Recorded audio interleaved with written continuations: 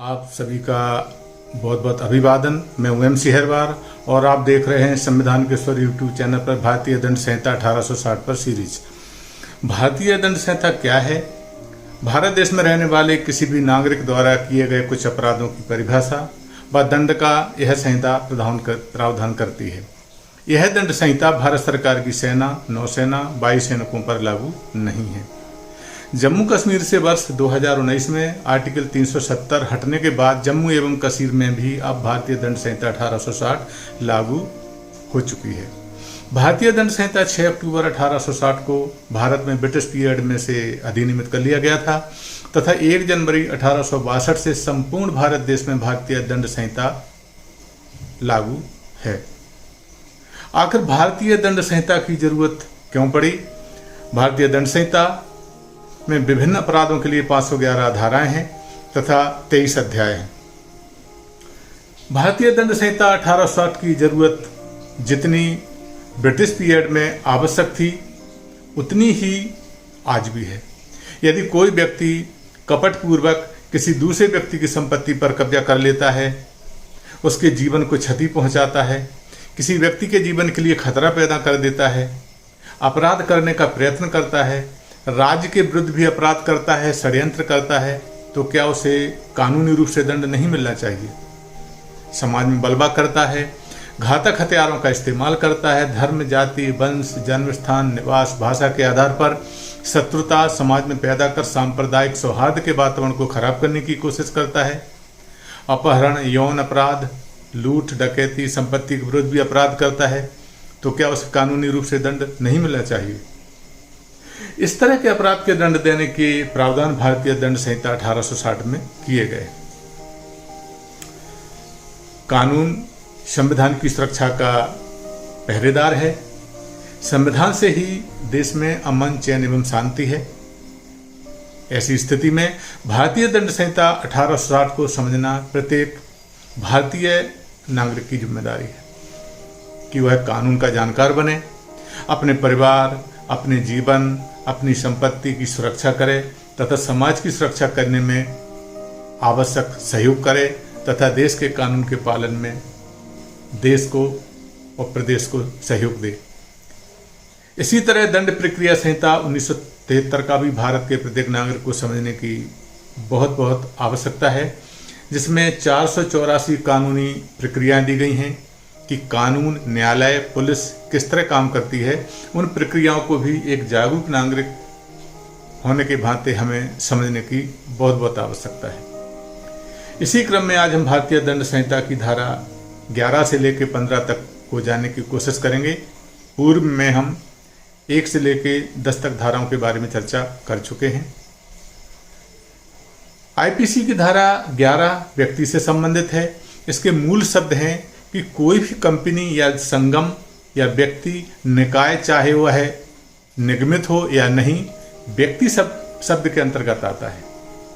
अगर हम इसको सरल शब्दों में जानने की कोशिश करें तो मतलब यह है कि इंडियन पेनल कोड यानी IPC में कंपनी, एसोसिएशन या फिर कोई निकाय, जिसको हम बॉडी ऑफ पर्सन भी कह सकते हैं, इन सभी को व्यक्ति शब्द के तहत जाना जाता है।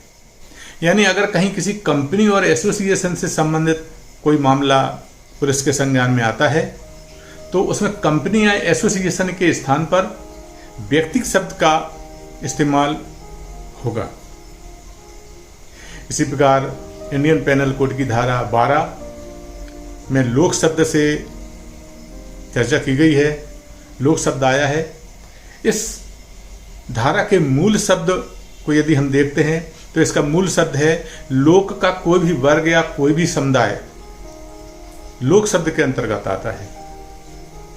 इसका यदि हम ज़्यादा सरल भाषा में समझने की कोशिश करें तो इसका आशय यह है कि भारतीय दंड संहिता यानी इंडियन पेनल कोड की धारा 12 यह बताती है कि जनता या सामान्य जन का कोई भी वर्ग या कोई भी समुदाय हो, जनता, सामान्य व्यक्ति को लोक शब्द या जन शब्द के अंतर्गत परिभाषित किया जाएगा।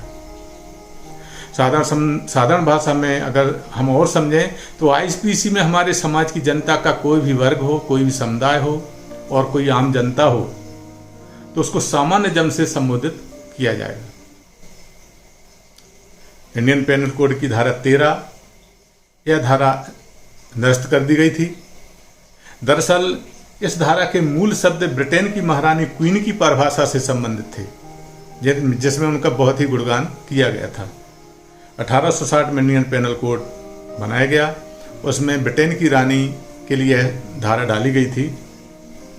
अगर हम इसको थोड़ा बारीकी से और गहराई से समझने की कोशिश करें तो क्वीन की परिभाषा विधि अनुकूलन आदेश 1950 द्वारा इसे निरस्त कर दिया गया था। आईपीसी की धारा 13 जिसमें क्वीन की परिभाषा दी गई थी कि कहानी भारत में 15 अगस्त 1947 से पहले अंग्रेजों का शासन था, जबकि आईपीसी 1862 में लागू हो गई थी। इसी के चलते भारतीय दंड संहिता इंडियन पेनल कोड के सेक्शन 13 में ब्रिटेन की महारानी यानी क्वीन की परिभाषा दी गई थी। इस सेक्शन 13 में महारानी का ही गुणगान एवं बखान मिलता था, लेकिन 1947 में जब देश आज़ाद हुआ तो उसके बाद एक नए कानून और संविधान का निर्माण शुरू हुआ। 26 जनवरी 1950 को देश में नया संविधान लागू हुआ, तो उसके साथ ही आईपीसी की समीक्षा भी की गई। जब भारत आज़ाद था, अब हमें ब्रिटिश रानी के गुणगान करने की जरूरत नहीं रह गई थी, लिहाजा इंडियन पेनल कोड की धारा 13 को 1950 में ही एक प्रस्ताव लाकर इसे निरस्त कर दिया गया। तभी से आईपीसी में यह धारा अब कोई मायने नहीं रखती है। अब हम इंडियन पेनल कोड की धारा 14 इसमें सरकार का सेवक की परिभाषा से संबंधित है, इस पर चर्चा कर लेते हैं। इसके मूल शब्द हैं सरकार का सेवक शब्द सरकार के प्राधिकार के द्वारा या अधीन भारत के भीतर उस रूप में बने रहने के लिए दिए गए या नियुक्त किए गए या नियोजित किए गए किसी भी ऑफिसर या सेवक के द्योतक हैं। यदि हम इसको सरल भाषा में समझने की कोशिश करें तो इंडियन पेनल कोड की धारा 14 सरकार के सेवक से की परिभाषा है।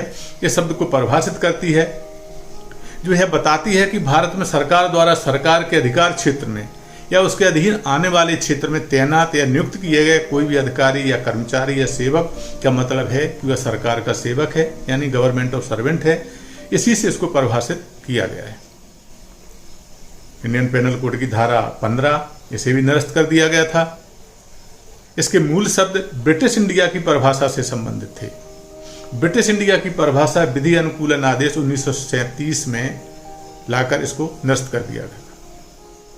अगर हम इसको सरल शब्दों में जानने की कोशिश करें, दरअसल भारतीय दंड संहिता यानी इंडियन पेनल कोड की धारा 15 में ब्रिटिश इंडिया की परिभाषा मिलती है, क्योंकि इंडियन पेनल कोड 1862 में अंग्रेजों ने लागू किया था। उस वक्त भारत में ब्रिटिश का शासन था, इसलिए इंडियन पेनल कोड की धारा 15 अंग्रेजी शासन वाले भारत को परिभाषित करती थी। लेकिन 1937 में आईपीसी की समीक्षा के दौरान सेक्शन 15 को विधि अनुकूलन आदेश 1937 के तहत धारा 15 को नष्ट कर दिया गया। तभी से इंडियन पेनल कोड की यह धारा अब अस्तित्वहीन है और अर्थहीन हो गई है। तो साथियों, यह थी भारतीय दंड संहिता 1860 के अंतर्गत धारा 10 से लेकर धारा 15 तक की जानकारी जो आपको प्रस्तुत की गई है। जल्दी हम भारतीय दंड संहिता 1860 के अंतर्गत इंडियन पेनल कोड की अन्य धाराएं 16 से 20 की धाराओं की जानकारी लेकर आपके समक्ष पुनः उपस्थित होंगे। अंत में यह जरूर आपकी जानकारी में लाना चाहते हैं कि संविधान के पालन करने हेतु केंद्र एवं राज्य शासन द्वारा कई कानून एवं नियम बनाए गए हैं। उनमें भारतीय दंड संहिता 1860 भी है, दंड प्रक्रिया संहिता 1973 भी है, यूएपीए एक्ट, एनएसए एक्ट इत्यादि कई एक्ट भी हैं। एक जागरूक नागरिक होने की भांति हमें इनके बारे में जरूरी जानकारी होना चाहिए और हमें इनका जरूर अध्ययन करते रहना चाहिए और लोगों को बताते भी रहना चाहिए।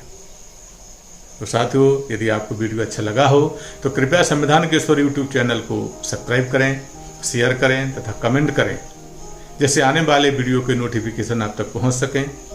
हमने जितने भी वीडियो जारी किए हैं उनके वीडियो डिस्क्रिप्शन में उनकी लिंक दी गई है। आप उसके लिंक के माध्यम से कई अन्य वीडियो भी देख सकते हैं। एक बार आपको पुनः धन्यवाद, आपका सादर अभिवादन।